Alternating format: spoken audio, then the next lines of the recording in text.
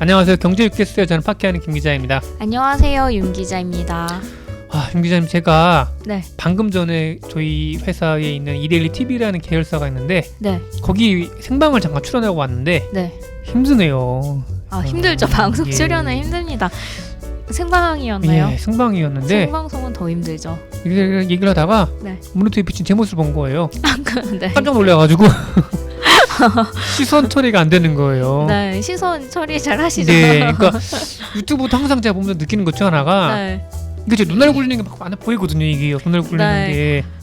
어려워요. 이렇게 시선 처리가 그러니까. 사실 카메라를 이렇게 뚫어져라 쳐다봐야 되는 건지 아니면 뭐 김 기자님을 이렇게 봐야 되는 건지 어딜 봐야 하는 건지 아직도 저 어색합니다. 하면서 늘겠죠. 저희도요. 네. 예.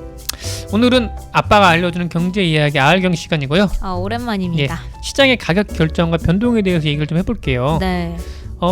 시장 경제 구조화에서 가격은 수요와 공급의 접점에서 결정이 되죠. 경제학에는 플라톤이 내세운 이상적인 이디야처럼 완전 경쟁 시장이라는 게 이게 이상적으로 존재하는 시장이 있어요. 실제는 건 아니고요. 근데 비슷한 게 굳이 따지자면 뭐 증권 시장, 네. 아니면은 뭐 농산물 이 정도 좀 되긴 하는데, 이건 순전히 그 수요와 공급에 따라서 가격이 움직이는 요 시장을 말하는 게 완전 경쟁 시장이고 경제학에서 많이 좀 쓰이긴 하죠. 근데 이런 완전 경쟁 시장은 어떤 게 존재해야 되는 거냐? 그러니까 수요와 공급에 따라서 가격이 결정되기 때문에 일단 모든 시장 참여자들은 정보의 비대칭이 없이 모든 정보를 공유하고 있어야 합니다. 그리고 생산되는 재화의 제품 균일을 하고요. 얼마나 공급이 될지 수요가 얼마 될지에 대한 데이터가 모두 또 측정이 가능해야 되고, 그리고 특정 기업의 독과점이 없어야 해요. 그리고 시장 참여자가 들어왔다 나갔다는 게 자유로워야 되고. 근데 이 시장에서는 수요는 정말 많은데 공급이 달린다면 그에 따라서 수요자 간 경쟁이 붙게 되고 가격은 올라가게 됩니다. 가격이 올라가게 되면 그 가격에 설 수 없는 수요자들은 구매를 포기하게 되고 높은 가격대에서 시장은 안정을 찾게 되는 거죠. 근데 이것을 본 다른 기업들이, 판매자들이 뭐 돈이 된다 싶어서 공급을 늘리면은 뭐 새 상품을 갖고 와서 파는 거죠. 공급이 늘어나는 거죠. 네. 그러면은 이때는 공급자들끼리 경쟁이 붙어서 가격이 좀 더 떨어지게 되는 거죠. 그래서 가격이 떨어진 것을 보고 소비자들은 다시 물건을 사게 되고, 네. 그래서 또 이 떨어지는 적정가를 따라가게 됩니다. 기업과 정부 가게가 바라는 시장의 모습은 이래요. 꾸준히 시장 규모가 커지고에 따라서 가격이 점진적으로 올라가는 모습이죠. 기업은 수요가 증가할 것을 대비해서 투자를 하고 사람들은 고용을 합니다. 이에 따라 가게는 소득이 늘게 되고 다시 또 소비로 이어져서 기업들의 물건을 사고요. 정부는 여기에 기업과 가게에서 세금을 걷어 나라 재정을 튼튼히 할 수 있겠죠.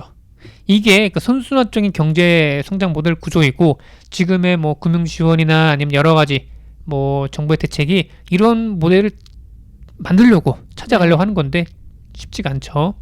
그렇죠. 예.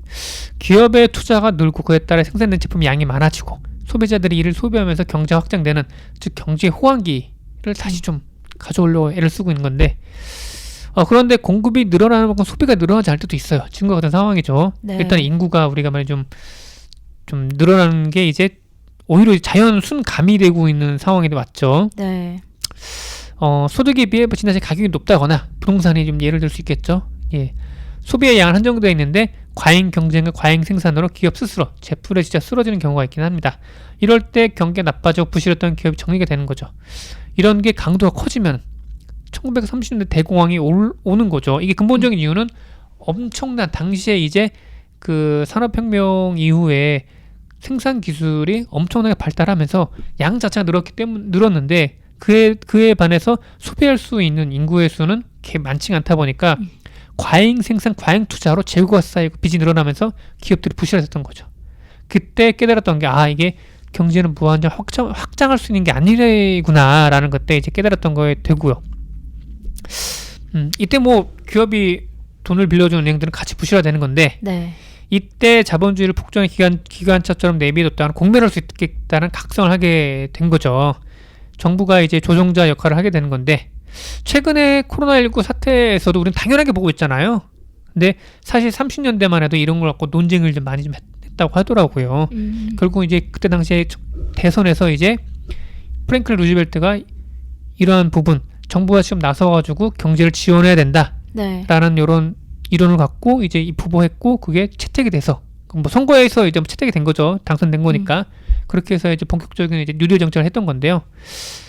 정부 역할이 그만큼 중요한 거긴 해요. 근데 다만 우리나라 같은 경우에도 개발 시대 때 보면 정부가 직접 기업들의 자금을 이제 투입하기 위해서 금리를 이제 꽉 잡고 있는 거예요. 네. 윤 기자님 그거 아세요? 90년대까지만 해도 시장 금리와 그러니까 공적 금리와 사적 금리가 따로 나뉘어져 있었어요. 아, 그 편차가 컸었나요? 예. 어. 컸었죠. 그래서 네. 그러니까 은행에다가 대출 금리와 그 다음에 예금 금리를 정부 고시를 해요. 네. 그건 은행들 그걸 따라야 돼요. 무조건 따라야 그쵸. 되는 거죠. 근데 그 금리 자체가 시장 금리에 봤을 때 터무니없이 낮기 때문에 네. 은행들은 별별 꼼수를 다 쓰는 거죠. 이러면 꺾기라고 하잖아요. 네. 지금은 그런 관행이 많이 없어진 걸로 알고 있긴 하는데 이런 금리차 때문에 사실 좀 많이 발생했다고 하더라고요. 그래서 다음 시간에는 이런 뭐 그러니까 시장 실패를 막기 위해 정부가 나섰지만은 더 큰 시장 실패로 이어졌던 사례, 네. 특히 이제 97년 IMF 구제금융이 또 그 하나의 축에 들 수 있긴 하는데 이 부분에 대해서 좀 말씀을 드리면서 뭐 97년 IMF 구제금융의 원인과 추이에 대해서 설명을 좀 드려볼게요. 네.